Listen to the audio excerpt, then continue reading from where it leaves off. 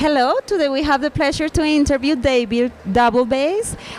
He's going to tell us a little about his last presentation about teaching English in English. Welcome, David, to this interview. Thank you very much. It's great to be here, and I'm really having a great time at the conference. So, congratulations for all your hard work. Thank you, thank you. We're glad you're here too. David, we would like to ask you a little bit about if you can expand, because you mentioned it in your presentation about the challenges that teachers face normally in the language teaching classroom.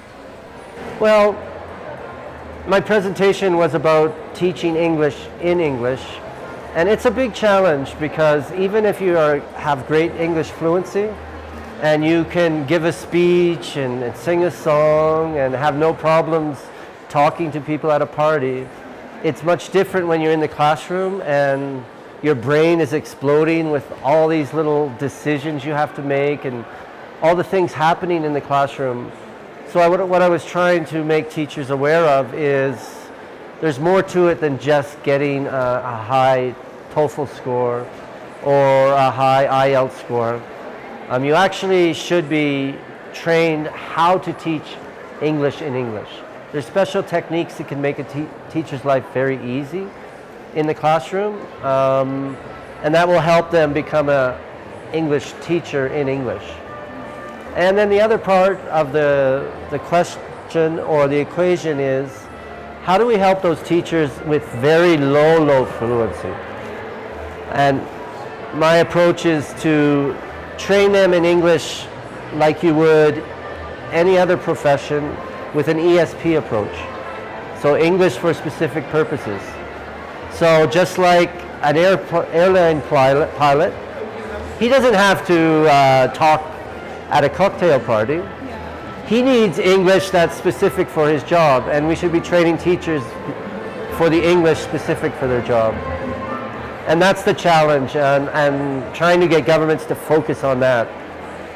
Because the research does show that when the teacher uses English in the classroom as the classroom language, students do better and they learn quicker.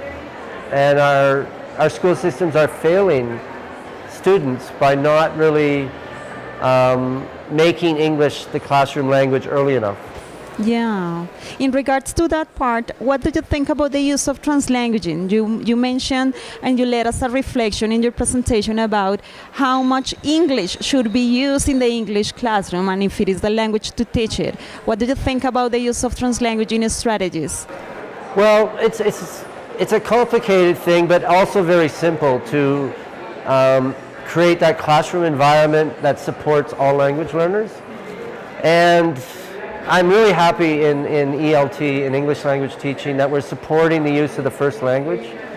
And there's proper times, and teachers should be trained when to use their first language and when not to, but also how to support the use of the first language in the classroom to help learning.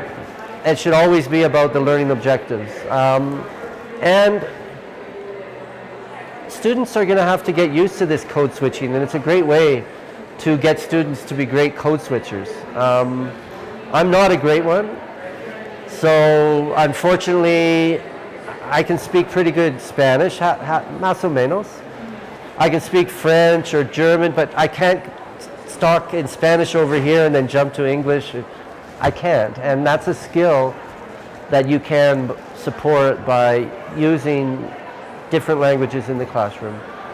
And it's all about the learning, but the teacher is the one kind of being the conductor, and organizing that really well is something they should be trained in. It doesn't have to be a year-long training, but even just a workshop where they learn how to manage the different languages in the classroom and reflect on the different situations that occur in the classroom.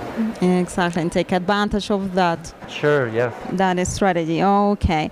My last question goes to the integration of technology in the language classroom. What would you suggest teachers in this? Because there's a big how to integrate it, technology to the language classroom. Yeah, I get that asked a lot. I was a big part of English Central, which was, it's still a very successful technology company, a Google venture, lots of investment, and we tried to make a blended learning approach. But then again, what happened too often was teachers just saw the technology as homework, and that was the blended approach. So if the teacher doesn't really value it in the classroom, why should the students? Oh, it's just homework. You know, I'll do it very quickly so the teacher gets the number on their learning management system and says, okay, he did it. So I think technology should always be a background in the classroom.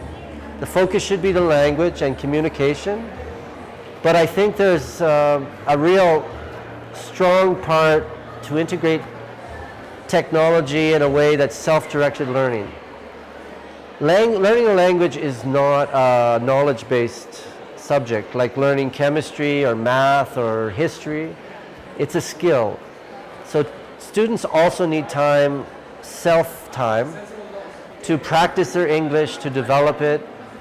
So I really support an old approach that's gone out of fashion is the language lab. But a language lab that's actually mandatory and valued in assessment. So the students have to spend lots of time in the language lab, have to do the activities, and it's valued as part of their mark. Not just an aside like homework or something the teacher asks them to do. And it's really that push of the academic side and the institutional side that makes technology work. The schools that use technology well, they have a strong push. Thank you very much. Thank you.